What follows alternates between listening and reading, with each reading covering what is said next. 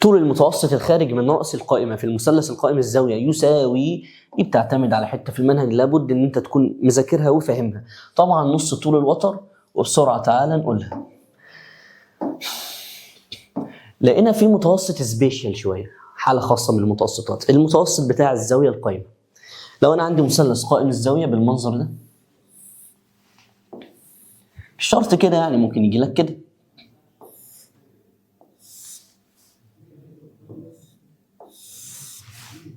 في زاوية قائمة اهي، زاوية قائمة اهي، مش شرط يعني تبقى متعود على المنظر ده. بعض الناس بتتعود على منظر واحد، لا اهو ممكن يجي لك مثلث قائم كده. قال لك المتوسط الخارج من رأس الزاوية القائمة، الزاوية القائمة لو طلعت منها متوسط، طبعا النقطة دي بتبقى في النص لأنه متوسط. المتوسط ده بيساوي نص الوتر، نص طول الوتر. يعني فين الوتر ده؟ المثلث القائم لما شرحنا في سورس قلنا الوتر بيبقى في وش الزاوية القائمة، الوتر اهو، الوتر اللي هو الاي سي. الوتر ده لو طوله 20، البي دي نصه يبقى 10. لو الوتر ده طوله 20 سم، البي دي نصه 10. يبقى المتوسط الخارج من رأس الزاوية القائمة يساوي نص طول الوتر. خد بالك عندك في منهج تاني اعدادي حاجتين، قطعتين بيساوي نص الوتر: المتوسط الخارج من رأس الزاوية القائمة والضلع المقابل للزاوية 30. اكتب عندك الملحوظة دي. مثلث ال 30 ال 60، لو انا اديتك زاوية ب 90 ودي ب 30، طبعا دي هتبقى ب 60، مثلث 30 60. لو انا اديتك طول الوتر 14 وقلت لك انا عايز السي بي، مش عارفه. طب يا مستر ما انا عايز استخدم في سورس، معايا الوتر ب 14 بس الاي بي مش معايا. لا معاك، عندك في منهجك قاعده بتجيبه ان الضلع المقابل للزاويه 30. فين الزاويه 30 اهي؟ الزاويه اللي ب 30 هي دي الزاويه 30. الضلع اللي في وشها اهو الاي بي بكام؟ نص الوتر. الضلع المقابل للزاويه 30 نص الوتر. المتوسط الخارج من راس الزاويه القائمه برضه نص الوتر. فساعتها الاي بي هيبقى نص ال 14 7، وتروح تطبق في سورس تجيب السي بي بكل سهوله. حلو الكلام ده؟ حلو يا عم. يبقى المتوسط الخارج من رأس الزاوية القائمة يساوي نص طول الوتر. آخر سؤال بيقول لي في الشكل المقابل،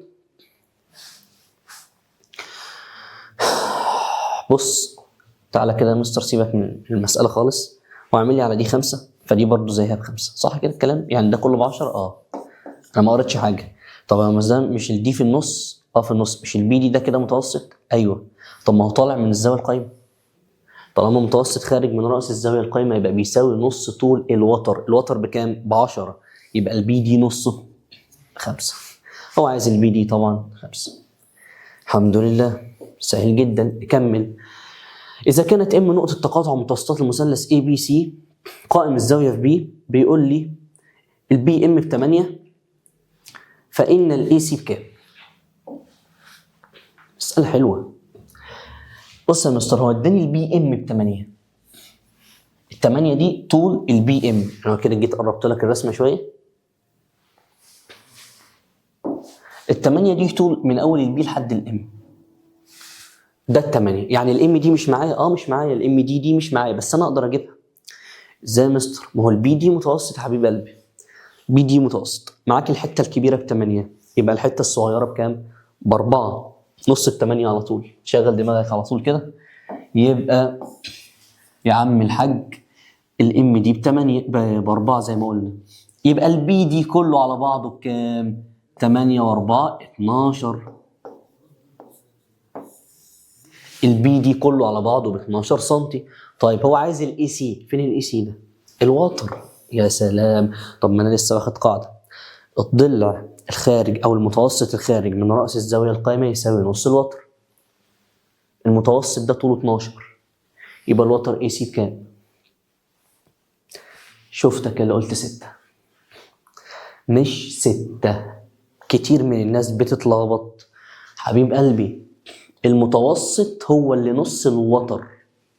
المتوسط لما يبقى 12 يبقى الوتر كان ضعفه 24.